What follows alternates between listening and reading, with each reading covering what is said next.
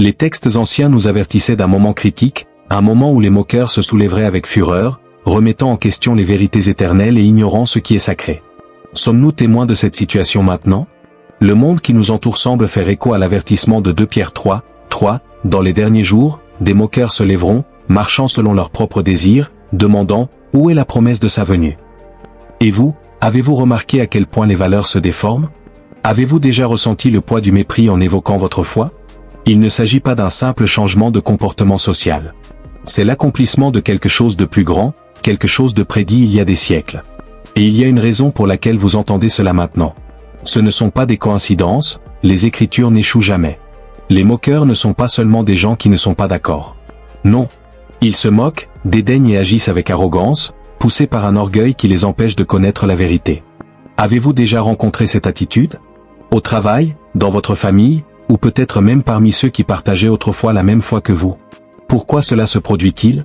Proverbe 21, 4 nous donne un indice. Des yeux hautains et un cœur hautain, la lampe des méchants, c'est le péché. Le moqueur est aveuglé par son propre orgueil, rejetant toute forme de correction ou de sagesse. Et qu'est-ce que cela signifie pour nous qui croyons? Nous sommes face à une génération qui ferme les oreilles à la vérité et qui, en même temps, réalise les prophéties qui annonçaient son arrivée. Attention! Cliquez maintenant sur le lien épinglé dans les commentaires et téléchargez l'e-book Uncomplicated Apocalypse tant qu'il est encore disponible. Sablier avec sable qui s'écoule feu. Les espaces de téléchargement gratuits sont limités et cette opportunité peut prendre fin à tout moment. Ne manquez pas l'occasion de comprendre les prophéties de l'Apocalypse d'une manière simple et claire. Sécurisez votre accès maintenant et préparez-vous aux derniers horaires. Mais pourquoi se moque-t-il autant de Jésus? Pourquoi tant de haine dirigée contre celui qui symbolise l'amour et la rédemption? Ils savent, à un certain niveau, que son message affronte les ténèbres qu'ils ont choisies. Et ça les dérange? Le Christ a dit dans Jean 15, 18, « Si le monde vous hait, faites-lui savoir qu'il m'a haï le premier. » Vivons-nous déjà pleinement ce scénario? Peut-être êtes-vous en train de revoir des situations dans lesquelles vous avez ressenti le poids de cette moquerie. Combien de fois avez-vous essayé de partager quelque chose sur votre foi et n'avez reçu que des regards dédaigneux? Je comprends. Beaucoup d'entre nous y sont allés. Mais la question, est-ce juste une coïncidence ou le signe de quelque chose de plus grand? Lorsque Jude, au verset 18, nous prévient que dans les derniers temps surgiront des moqueurs marchant selon leur propre passion, il ne parle pas seulement du comportement d'une époque. Il souligne le déploiement d'un plan prophétique. Alors, la question brûlante, êtes-vous prêt à reconnaître ces signes? Ou ignorez-vous ce qui se trouve juste devant vos yeux? L'orgueil de ces moqueurs est comme l'effet du vin, décrit dans Proverbe 21. Cela enivre, brouille le jugement et le ferme à la raison. Avez-vous déjà essayé de parler à quelqu'un comme ça? Il semble que, aussi claire que soit la vérité, elle ne pénètre pas. Est-ce que cela vous frustre? Peut-être que cela vous amène à vous demander ce qui ne va pas. Mais et si tout allait bien? Et si c'était en réalité le signe que nous sommes plus proches de la fin que nous ne le pensons? Leur moquerie ne s'arrête pas aux concepts abstraits, elle vise le Christ et, par extension, tous ceux qui le suivent. Est-ce simplement le reflet des temps modernes? Ou existe-t-il un lien plus profond entre leur mépris et le retour imminent de Jésus? Quand on pense que Philippiens 2, octobre 2011 nous assure que « tout genou fléchira » devant le roi, leur moquerie semble être une ultime tentative pour résister à l'inévitable. Mais et vous? Comment avez-vous réagi à tout cela? Avez-vous cédé au découragement ou avez-vous vu ces situations comme un appel à renforcer votre foi? Jésus nous a prévenu que le monde nous détesterait. Il n'a pas adouci la vérité, mais il nous a donné une mission, persévérer. Et c'est ce que nous devons faire, même lorsque nous sommes ridiculisés par ceux qui ne comprennent pas. Les moqueurs sont un rappel vivant que les Écritures sont vraies. Ils ne s'en rendent pas compte, mais leurs propres moqueries sont la preuve de l'accomplissement des prophéties. Et cela nous amène à une question encore plus pressante. Combien de temps nous reste-t-il avant que tout soit terminé? Pensez Y, comment vous positionnez-vous dans ce scénario? Êtes-vous prêt à affronter le mépris tout en conservant la force de votre foi? Ou bien les moqueries du monde ont-elles ébranlé votre confiance dans la promesse du retour du Christ? Le temps passe. La preuve est devant nous. Mais, sommes-nous attentifs? Sommes-nous vraiment préparés à ce qui va arriver? Ces signes, si clairs, sont comme une alarme spirituelle. Et pourtant, nombreux sont ceux qui restent indifférents. Pourquoi? Laissez-le dans les commentaires. Pensez-vous que nous vivons les derniers jours? Si avez-vous déjà été confronté au mépris à cause de votre foi, parlez-nous de votre expérience. Et, plus important encore, dites, comment avez-vous renforcé votre confiance en Dieu, même au milieu des difficultés? Parce que pendant que le monde se moque, nous savons que quelque chose de bien plus grand arrive. Et maintenant, je vous demande, êtes-vous prêts pour la suite? Les signes sont devant nous et la question continue de résonner. Êtes-vous prêts pour la suite? Les textes bibliques, écrits il y a des milliers d'années, ont révélé avec précision ce à quoi nous assistons aujourd'hui. Se moquer n'est pas un comportement nouveau, c'est une manifestation de quelque chose de profondément enraciné dans la nature humaine déchue. Depuis l'époque de Noé, des moqueurs se sont levés pour discréditer la vérité et ridiculiser ceux qui restent fidèles. Ce qui arriva du temps de Noé arrivera de même au jour du Fils de l'homme, Luc 17, 26. Mais quelle est la particularité de ces derniers jours qui fait que ce comportement atteint son apogée? Le test prophétique des moqueurs dans les derniers jours. Les moqueries contre Dieu et sa parole ne sont pas le fruit du hasard, il est décrit comme un marqueur prophétique. Lorsque Pierre écrivit sur les derniers jours dans sa deuxième lettre, il savait que les moqueurs non seulement rejetteraient l'évangile, mais se moqueraient aussi spécifiquement de la promesse du retour du Christ. Ce détail est crucial, car il témoigne d'un durcissement du cœur humain face aux preuves indéniables de la création et de l'histoire. Ils disent, où est la promesse de sa venue? Depuis la mort des ancêtres, tout continue comme depuis le commencement de la création, 2 Pierre 3, 4. Notez la logique de cette moquerie. Non seulement il remet en question la validité de la promesse divine, mais il tente de réécrire l'histoire, en niant des événements tels que le déluge ou d'autres interventions de Dieu dans l'humanité. Ce déni historique est le reflet de l'orgueil, qui préfère ignorer la souveraineté divine pour vivre selon ses propres désirs. La fierté comme racine du mépris. Pourquoi les moqueries sont-elles si fortes? Proverbe 16, 18 nous donne un indice, l'orgueil précède la destruction, et l'esprit hautain précède la chute. La fierté aveugle les gens à la vérité. Cela crée un faux sentiment de sécurité et d'indépendance, où la soumission à Dieu est considérée comme une menace pour l'autonomie personnelle. Les moqueurs ne se moquent pas parce qu'ils ont des arguments rationnels, ils se moquent parce que le message de l'Évangile confronte directement leur style de vie. Cette rébellion est étroitement liée à l'esprit du temps. Paul, dans sa lettre à Timothée, décrit que, dans les derniers jours, il y aura des temps difficiles, car les hommes seront égoïstes, cupides, arrogants, blasphémateurs, désobéissants à leurs parents, ingrats, méchants, 2 Timothée 3, 1-2. Voyez comment l'arrogance et la cruauté apparaissent comme des caractéristiques centrales. Nous n'avons pas seulement affaire à l'incrédulité, nous sommes confrontés à un esprit d'opposition active contre Dieu. La société nourrit le mépris. Nous vivons dans un monde qui encourage la fierté et l'autonomie. La culture moderne promeut l'idée que chaque personne devrait être son propre Dieu, décidant de ce qui est bien ou mal en fonction de ses sentiments et préférences personnelles. Cette mentalité est un terrain fertile pour la dérision. Lorsque la Bible présente la vérité absolue, elle remet en question ce paradigme. Et le résultat? Hostilité. Avez-vous déjà remarqué à quel point il est facile de se moquer de quelque chose qui contredit les tendances culturelles? Lorsque les valeurs bibliques concernant le mariage, la pureté, l'honnêteté ou même la compassion sont présentées, elles sont rapidement rejetées comme étant démodées ou oppressives. Ce n'est pas une coïncidence. C'est une manifestation de l'esprit de dérision prophétisé. Le rôle des médias et de l'éducation. Les médias modernes jouent un rôle important dans la propagation de la dérision. Les émissions de télévision, les films et même les livres présentent souvent les personnages religieux comme ignorants, hypocrites ou fanatiques. Cette représentation apparemment inoffensive façonne la perception culturelle, normalisant le mépris de la foi chrétienne. En outre, le système éducatif de nombreuses régions du monde promeut une vision du monde laïque qui exclut Dieu de son récit. La théorie de l'évolution, présentée comme un fait incontestable, renforce l'idée que la création divine est un mythe. Cela crée un environnement dans lequel la moquerie de la foi chrétienne est non seulement tolérée, mais encouragée. La connexion avec l'esprit de l'Antéchrist.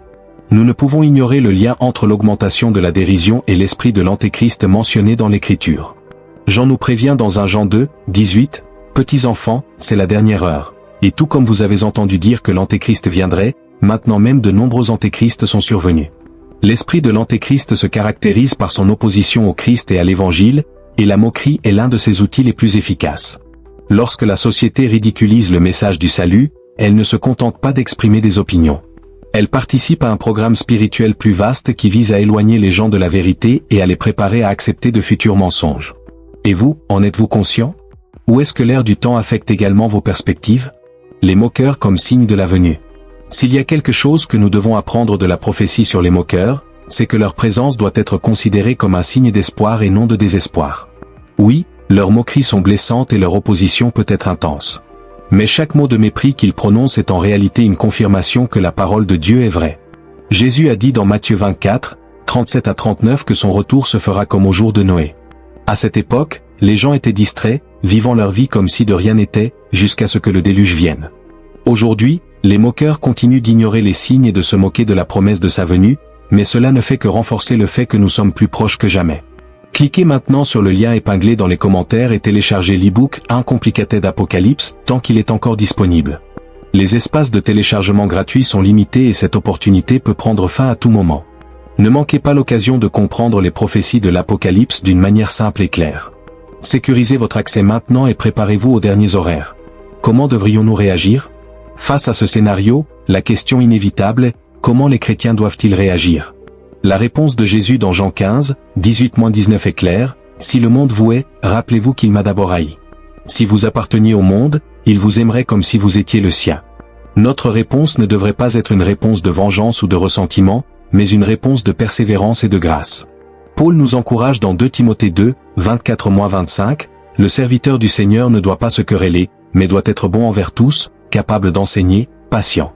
Il doit corriger doucement ceux qui s'opposent à lui, dans l'espoir que Dieu leur accordera le repentir, les conduisant à la connaissance de la vérité. » Cela ne veut pas dire que nous devons garder le silence face à l'erreur, mais que nous devons dire la vérité avec amour. Avez-vous déjà pris le temps de réfléchir à la façon dont vous gérez les moqueurs dans votre vie? Répondez-vous avec patience et sagesse, ou permettez-vous à la frustration de dominer vos actions? Un espoir inébranlable. Malgré le défi que posent les moqueurs, la Bible nous rappelle que notre espérance n'est pas dans ce monde. Philippiens 3h20 déclare, « Mais notre citoyenneté est dans les cieux, d'où nous attendons avec impatience un Sauveur, le Seigneur Jésus-Christ. » Notre mission est de rester ferme, en proclamant la vérité avec courage, même face au mépris. Et vous, que faites-vous pour renforcer votre foi en ce temps de moquerie? Comment équipez-vous votre cœur et votre esprit pour résister aux pressions du monde? Les Écritures nous offrent pour cela des outils précieux. La prière, l'étude de la parole et la communion avec les autres croyants. La fin qui approche. Les moqueries des moqueurs ne sont pas la fin de l'histoire. Philippiens 2, octobre 2011 nous assure que le jour viendra où tout genou fléchira dans le ciel, sur la terre et sous la terre, et où toute langue confessera que Jésus-Christ est Seigneur. En attendant, notre tâche est de persévérer et d'annoncer l'évangile à tous, y compris à ceux qui se moquent. Et maintenant, je vous le demande encore une fois, êtes-vous prêt à affronter les moqueries avec foi et courage? Que ferez-vous face aux signes qui sont déjà si évidents autour de nous? Le choix vous appartient. Et le temps presse. Laissez-le dans les commentaires. Reconnaissez-vous les signes décrits dans les Écritures? Comment avez-vous fait face au défi de vivre dans un monde qui ne tient pas compte de la vérité? Les moqueries des moqueurs, comme le prédisent les Écritures, ne devrait pas nous surprendre. Elle est une pièce fondamentale du scénario prophétique qui culminera au retour du Christ. Mais il y a quelque chose d'encore plus profond dans ce comportement que nous devons explorer. Le déni de l'autorité divine et ses implications spirituelles et sociales. La racine de la rébellion, le rejet de l'autorité de Dieu. Au cœur des moqueries se trouve une question cruciale, le rejet de la souveraineté de Dieu. Dans Romains 1, 21-22, Paul décrit le cœur rebelle de l'humanité. Bien qu'ils connaissaient Dieu, ils ne l'ont pas glorifié comme Dieu et ne lui ont pas rendu grâce, mais leurs pensées sont devenues vaines et leurs cœurs insensés se sont obscurcis. Se prétendant sages, ils sont devenus des imbéciles. Ce passage révèle que la dérision n'est pas seulement née de l'ignorance, mais d'un choix conscient de rejeter l'autorité divine. Les moqueurs ne se contentent pas de négliger les valeurs bibliques, ils se moquent parce qu'ils ne veulent pas reconnaître qu'il existe un Dieu envers qui ils devront rendre des comptes. Ce rejet les amène à vivre selon leurs propres règles, réinterprétant la moralité et la vérité selon leurs préférences personnelles. Et vous, avez-vous remarqué à quel point cette attitude est répandue dans notre culture? La culture du relativisme, un engrais pour le mépris. Au cours des derniers siècles, le monde a adopté le relativisme moral, l'idée selon laquelle il n'existe pas de vérités absolues. Cette philosophie, même si elle peut paraître libératrice, est à la base des comportements moqueurs. Quand tout est relatif, la Bible, qui présente des vérités absolues, devient une cible de dérision. Après tout, comment peut-on prétendre qu'il n'y a qu'un seul chemin vers Dieu dans un monde où chacun crée sa propre vérité? Ce relativisme n'est pas seulement un concept académique, il est enraciné dans les médias, la politique, l'éducation et même dans de nombreuses églises qui, en quête de pertinence culturelle, diluent le message de l'Évangile. Le résultat? Une génération qui non seulement rejette la vérité, mais qui s'en moque activement. Cela vous semble-t-il familier? Les moqueurs dans l'histoire biblique. Les moqueurs ne sont pas nouveaux.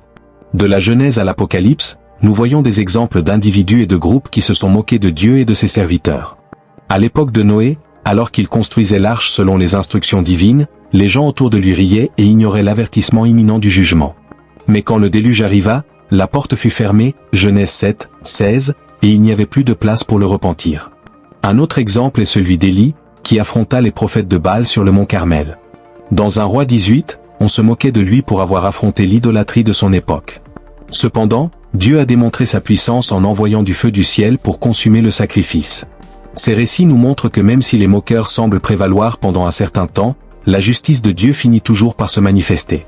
Alors, vous êtes-vous déjà demandé, vivons-nous à l'époque de Noaïd? Les moqueries actuelles sont-elles annonciatrices du jugement à venir? Les moqueurs dans le Nouveau Testament. Dans le Nouveau Testament, les moqueurs apparaissent également comme des opposants au message du Christ. Jésus, pendant son ministère, a été ridiculisé par les pharisiens, les sadducéens et d'autres chefs religieux. Ils se moquaient de ses humbles origines, de son message de salut et même de sa crucifixion. Dans Matthieu 27, 29 à 31, nous lisons que les soldats romains lui ont placé une couronne d'épines sur la tête et se sont moqués de lui en disant « Salut, roi des Juifs ». Les moqueries auxquelles Christ a été confronté reflètent le mépris du monde pour la vérité divine. S'il se moquait du Fils de Dieu lui-même, pourquoi ne se moquerait-il pas de ses disciples? Jésus nous en a avertis dans Jean 15, 20, « S'ils m'ont persécuté, ils vous persécuteront aussi ». Cette vérité, bien que difficile, doit nous rappeler que notre foi sera constamment mise à l'épreuve, mais que souffrir pour l'Évangile est un privilège. L'hostilité croissante d'aujourd'hui. À l'époque moderne, la moquerie a pris de nouvelles formes, portée par les plateformes numériques et la connectivité mondiale. Internet est devenu un champ de bataille où les croyances chrétiennes sont constamment ridiculisées. Sur les réseaux sociaux, les forums et même dans les espaces éducatifs, on voit l'Évangile être réduit à des mèmes ou utilisé comme une plaisanterie. Avez-vous remarqué à quel point les moqueries envers les valeurs chrétiennes traditionnelles se sont intensifiées? Des questions telles que le caractère sacré du mariage, la protection de la vie et l'importance du culte sont traitées avec mépris. Cette hostilité est un autre signe que nous approchons de l'accomplissement final des prophéties bibliques. La connexion avec la fin des temps. La moquerie est plus qu'un comportement humain, c'est un marqueur spirituel. Dans 2 Thessaloniciens 2, 3 à 4, Paul parle de l'apostasie qui se produira avant le retour du Christ. Cette rébellion massive contre Dieu, accompagnée de l'exaltation de l'homme au-dessus du Créateur, est étroitement liée à la dérision. La moquerie est une expression visible de cet esprit d'apostasie, reflet du rejet global de la vérité divine. Lorsque Judas 18 nous avertit que, dans les derniers temps, il y aura des moqueurs qui suivront leurs propres désirs impies, il décrit exactement ce que nous voyons aujourd'hui. Mais ces moqueries ne sont pas seulement le signe de temps difficiles, c'est un avertissement selon lequel le retour du Christ est plus proche que nous l'imaginons. Les signes environnants, voyons-nous mais ne voyons-nous pas? Tandis que les moqueurs continuent de se moquer, d'autres signes prophétiques se déroulent sous nos yeux. Les guerres, les catastrophes naturelles, l'apostasie généralisée et les progrès technologiques qui laissent présager un contrôle mondial ne sont que quelques-uns des avertissements. Mais ce qui frappe le plus, c'est l'indifférence des gens. Même face à tant de preuves, beaucoup restent aveugles. Cela n'est pas surprenant. Après tout, Jésus nous a avertis dans Matthieu 24, 38-39 que les gens continueraient à vivre comme si de rien n'était. Attention! Cliquez maintenant sur le lien épinglé dans les commentaires et téléchargez l'e-book Uncomplicated Apocalypse tant qu'il est encore disponible. Les espaces de téléchargement gratuits sont limités et cette opportunité peut prendre fin à tout moment. Ne manquez pas l'occasion de comprendre les prophéties de l'Apocalypse d'une manière simple et claire. Sécurisez votre accès maintenant et préparez-vous aux derniers horaires. L'appel à la persévérance. Face à ce scénario, notre responsabilité en tant que chrétiens est claire, persévérer dans la foi et proclamer l'Évangile. Nous ne pouvons pas nous laisser intimider par le mépris ou décourager par l'opposition. Comme Paul l'écrit dans Romains 12, 21, ne vous laissez pas vaincre par le mal, mais surmontez le mal par le bien. La persévérance ne consiste pas seulement à endurer, cela signifie rester ferme, grandir dans la foi et la confiance en Dieu, même lorsque le monde qui nous entoure semble s'effondrer. Cela signifie aussi préparer notre esprit et notre cœur, reconnaître les signes des temps et vivre comme si le Christ pouvait revenir à tout moment. Préparation spirituelle, que faire? Si nous vivons effectivement les derniers jours, la question la plus urgente est « Comment pouvons-nous nous préparer ?» C'est ici alors quelques étapes essentielles. Renforcez votre foi dans la parole de Dieu, la Bible est l'encre qui nous maintient fermes dans les périodes de trouble. Lisez, méditez et mémorisez les Écritures. Face aux moqueries, la parole sera votre défense. Priez sans cesse, la prière est une arme puissante contre les forces spirituelles qui alimentent la dérision. Priez pour la sagesse, le courage et pour les moqueurs eux-mêmes, afin que Dieu leur ouvre les yeux. Connectez-vous avec d'autres croyants, la communion avec d'autres chrétiens nous renforce. Ensemble, nous pouvons nous encourager mutuellement, partager nos expériences et tenir bon. Répondez avec grâce. Lorsque vous êtes confronté à des moqueurs, souvenez-vous des paroles de Jésus dans Matthieu 5, 44, « Aimez vos ennemis et priez pour ceux qui vous persécutent ». Répondre avec grâce peut être un témoignage puissant. Gardez les yeux sur Christ, ne vous laissez pas distraire par les moqueries ou les défis qui vous entourent. N'oubliez pas que notre espoir réside dans la promesse de son retour et de sa victoire finale. Et maintenant, je vous le demande à nouveau, êtes-vous prêts pour la suite? Les signes sont clairs et les moqueries ne sont que le début. Comment allez-vous réagir? Laissez-le dans les commentaires. Comment avez-vous renforcé votre foi en période de mépris? Quelle stratégie avez-vous utilisée pour rester ferme? Pendant que nous réfléchissons à ces questions, rappelez-vous, la moquerie peut sembler dominante à l'heure actuelle, mais la vérité de Dieu ne sera jamais vaincue. La victoire a déjà été garantie en Christ. La seule question qui reste est, ferez-vous partie de ceux qui tiendront bon jusqu'à la fin? Réponse des croyants à la moquerie, une position basée sur la foi et l'obéissance. Face à l'hostilité et aux moqueries croissantes, les chrétiens sont appelés à réagir différemment, non par ressentiment ou vengeance, mais avec courage, humilité et amour. Cela nécessite une position spirituelle basée sur des principes bibliques et des stratégies pratiques. Explorons comment les croyants peuvent se fortifier en période de moquerie et de persécution en restant fidèles à la vérité. 1. Rappelez-vous qui vous servez. La première étape pour faire face au ridicule est de vous rappeler qui vous êtes en Christ. Dans Jean 15, 19, Jésus précise que les chrétiens n'appartiennent pas au monde. Si vous apparteniez au monde, il vous aimerait comme si vous étiez le sien. Mais vous n'êtes pas du monde, je les ai choisis pour quitter le monde, c'est pourquoi le monde les déteste. Cette identité céleste nous rappelle que notre mission transcende les circonstances terrestres. Lorsque des moqueries surviennent, tournez-vous vers les Écritures qui affirment votre position d'enfant de Dieu. Des textes comme Romains 8, 31-39, qui soulignent que « rien ne peut nous séparer de l'amour de Dieu en Jésus-Christ », sont des points d'ancrage pour l'âme dans les moments d'opposition. Croyez-vous fermement que malgré les moqueries, votre position en Christ est inébranlable? 2. Pratiquer la résilience spirituelle. La résilience spirituelle est la capacité de rester ferme dans la foi, même face à la résistance. Dans 1 Corinthiens 15, 58, Paul encourage les croyants, « C'est pourquoi, mes frères bien-aimés, tenez bon et que rien ne vous ébranle. Consacrez-vous toujours à l'œuvre du Seigneur, car vous savez que, dans le Seigneur, votre œuvre ne sera pas inutile. » Cette résilience ne résulte pas de l'effort humain, mais de la dépendance à l'égard du Saint-Esprit. Par la prière constante et la lecture de la parole, le chrétien trouve la force de résister. Réfléchissez, vous êtes-vous préparé spirituellement aux défis qui peuvent survenir à tout moment? Ou votre foi est-elle vulnérable aux pressions du monde? 3. Répondez avec douceur et respect. Pierre nous donne un conseil essentiel dans 1 Pierre 3, 15-16, soyez toujours prêts à répondre à quiconque vous demande de donner raison à l'espérance que vous avez. Cependant, faites-le avec douceur et respect, en gardant une bonne conscience. Lorsqu'il est confronté au ridicule, un chrétien doit résister à la tentation de répondre par la colère. Au lieu de cela, votre réponse doit être caractérisée par la gentillesse et le désir de conduire les autres à la vérité. Imaginez la situation de Paul devant les dirigeants dans Actes 26. Même s'il a été injustement accusé, il a maintenu une attitude respectueuse et a profité de l'occasion pour partager l'Évangile. Cette approche devrait servir de modèle pour nous tous. 4. Faites confiance à la justice de Dieu.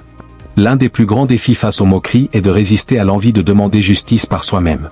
Cependant, Romains 12, 19 nous enseigne, « Bien-aimés, ne cherchez jamais à vous venger, mais confiez la colère à Dieu, car il est écrit, « La vengeance est à moi, je rembourserai, dit le Seigneur. » Les moqueurs peuvent sembler puissants maintenant, mais leur arrogance ne passera pas inaperçue aux yeux de Dieu. Apocalypse 20, novembre 2015 décrit le jugement final, lorsque tous comparaîtront devant le trône blanc. Ce jour-là, toute moquerie sera réduite au silence et la justice de Dieu sera manifestée. Êtes-vous prêt à faire confiance à ce plan parfait ou êtes-vous toujours rongé par l'amertume? Le mépris comme opportunité pour l'Évangile. Même si la moquerie est douloureuse, elle offre également une occasion unique de proclamer l'Évangile. En période d'hostilité, les croyants peuvent se distinguer par la façon dont ils réagissent, démontrant ainsi la grâce et l'amour du Christ. Explorons comment la moquerie peut devenir une plateforme de témoignage. 1. Montrer le pouvoir transformateur de la grâce. L'histoire de l'Église est remplie d'exemples de personnes rencontrant le Christ en observant la persévérance des chrétiens en période de persécution. Un exemple notable est celui du centurion romain dans Matthieu 27, 54, qui, après avoir été témoin de la mort de Jésus, a déclaré « En vérité, celui-ci était le Fils de Dieu ». Lorsque les chrétiens affrontent le ridicule avec patience et foi, ils montrent au monde une façon de vivre qui défie la logique humaine. Ils désignent la source de leur force, Christ. Avez-vous utilisé les défis comme une opportunité pour montrer cette grâce transformatrice? 2. Défier la culture avec la vérité. Alors que le monde sombre dans le relativisme, les chrétiens sont appelés à défendre avec audace la vérité. Dans 2 Timothée 4, 2, Paul exhorte, prêchez la parole, soyez préparés à temps et à contre-temps, corrigez, réprimandez et encouragez avec beaucoup de patience et d'enseignement. Cela ne signifie pas être agressif ou irrespectueux, mais plutôt être prêt à dire la vérité, même si elle n'est pas populaire. Le monde peut s'en moquer, mais beaucoup ont soif de quelque chose de réel, quelque chose que l'Évangile offre de manière unique. Avez-vous été une voix courageuse dans un monde qui préfère le silence face à la vérité? 3. Prier pour les moqueurs. Cela peut sembler contradictoire, mais prier pour les moqueurs est l'un des moyens les plus puissants de témoigner de l'Évangile. Dans Luc 23, 34, Jésus nous en a donné le plus grand exemple lorsqu'il s'est écrié sur la croix. « Père, pardonne-leur, car ils ne savent pas ce qu'ils font. » Lorsque vous priez pour ceux qui se moquent, vous intercédez pour leurs âmes, confiant que Dieu peut transformer même les cœurs les plus endurcis. Souvenez-vous de Paul, qui, avant sa conversion, était un farouche persécuteur des chrétiens. Qui sait combien de Paul peuvent être atteints grâce à vos prières? La récompense de la persévérance. La Bible promet que ceux qui persévéreront jusqu'au bout seront récompensés. Dans Apocalypse 2, 10, Jésus déclare, « Soyez fidèles jusqu'à la mort, et je vous donnerai la couronne de vie. » Cette promesse doit nous motiver à rester fermes, même face aux plus grandes difficultés. Attention! Cliquez maintenant sur le lien épinglé dans les commentaires et téléchargez l'e-book Uncomplicated Apocalypse tant qu'il est encore disponible. Les espaces de téléchargement gratuits sont limités et cette opportunité peut prendre fin à tout moment. Ne manquez pas l'occasion de comprendre les prophéties de l'Apocalypse d'une manière simple et claire. Sécurisez votre accès maintenant et préparez-vous aux derniers horaires. 1. La victoire finale en Christ. Les moqueurs peuvent paraître forts à présent, mais leur défaite est certaine. Philippiens 2, 10-11 déclare que « Tout genou fléchira dans le ciel, sur la terre et sous la terre, et toute langue confessera que Jésus-Christ est Seigneur. » Cette vérité est une garantie qu'à la fin, Christ sera exalté et que tous reconnaîtront sa souveraineté. 2. La joie de l'éternité. Les souffrances actuelles ne sont pas comparables à la gloire à venir. Dans Romains 8, 18, Paul écrit « Je considère que nos souffrances présentes ne peuvent être comparées à la gloire qui sera révélée en nous. » Cette espérance nous donne la force de continuer, sachant que notre fidélité sera récompensée par une joie éternelle. Réflexion finale, êtes-vous prêts? Compte tenu de tout ce qui a été exploré, il est inévitable de s'arrêter pour réfléchir. Nous vivons des jours critiques, où les moqueries contre Dieu et ses disciples s'intensifient, mais aussi des jours où l'on a de grandes opportunités de témoigner de la vérité. Et toi? Êtes-vous prêt à résister aux moqueries et à tenir bon? Êtes-vous prêt à utiliser les difficultés comme une opportunité pour proclamer l'Évangile? Ou est-ce que la peur et l'apathie vous paralysent? Laissez votre commentaire. Comment avez-vous géré le ridicule et les défis dans votre marche chrétienne? Quelles mesures avez-vous prises pour renforcer votre foi et persévérer? Le temps presse et la promesse de sa venue se rapproche. Puissions-nous être prêts, nos lampes allumées, attendant avec impatience le jour où toute moquerie cessera et où la gloire de Dieu sera pleinement révélée. Êtes-vous prêts pour ce jour-là? L'Apocalypse aura-t-elle lieu en 2024? Les gars, avez-vous déjà entendu parler de l'Apocalypse? Beaucoup de gens pensent que c'est quelque chose de très effrayant, comme la fin du monde. Mais en réalité, l'Apocalypse est quelque chose qui se trouve dans la Bible et qui parle des derniers temps, c'est-à-dire de ce qui se passera à la fin des jours. Cela peut prêter à confusion, mais essayons de le comprendre ensemble. Certains pensent que l'Apocalypse se produira en 2024. C'est vrai, beaucoup parlent de cette année comme d'une possible fin. Cela inquiète beaucoup de gens, n'est-ce pas?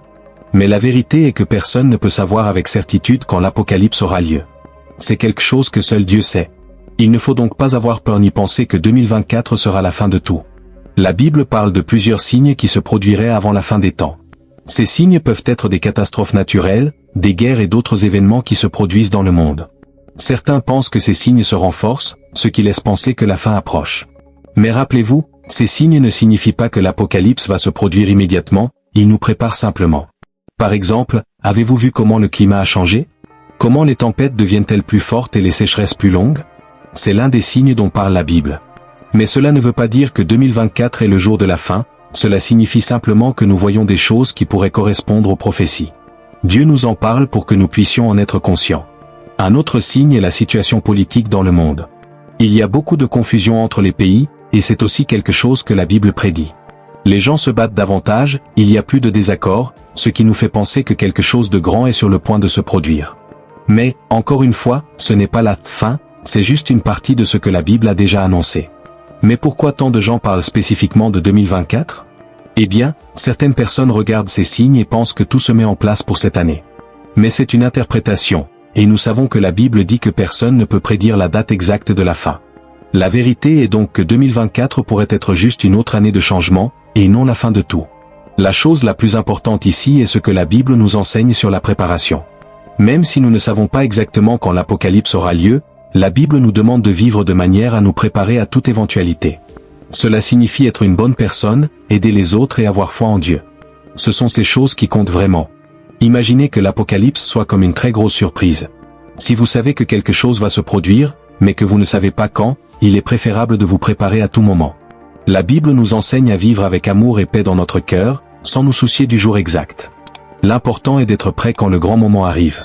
Et si l'Apocalypse ne se produisait pas en 2024? Et si c'était une autre année? Nous ne pouvons pas vivre dans la peur en attendant la fin. Le mieux est de bien vivre maintenant, de profiter de la vie et de faire du bien aux autres.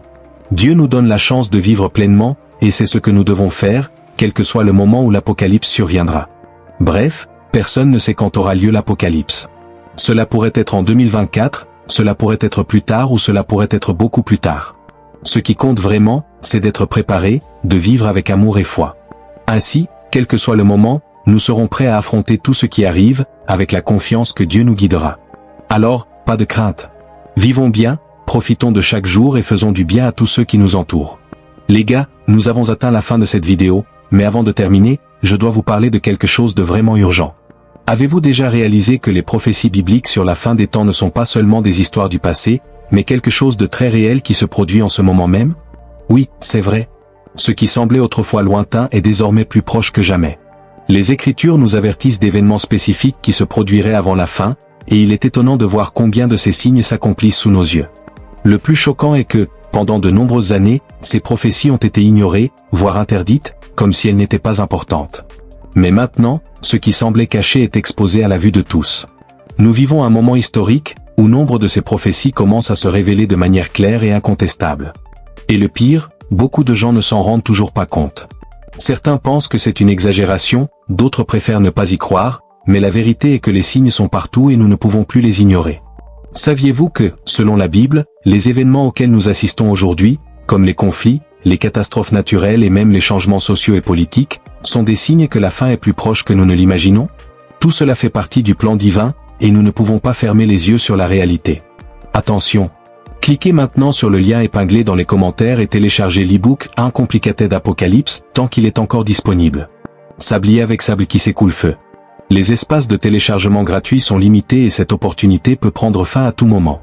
Ne manquez pas l'occasion de comprendre les prophéties de l'Apocalypse d'une manière simple et claire. Sécurisez votre accès maintenant et préparez-vous aux derniers horaires. Personne heureuse levant les deux mains en signe de célébration livre bleu. Bien sûr, lorsque nous parlons de prophéties bibliques, beaucoup peuvent trouver cela difficile à comprendre, voire effrayant. Mais la vérité est que lorsque l'on commence à voir la situation dans son ensemble, tout prend tout son sens.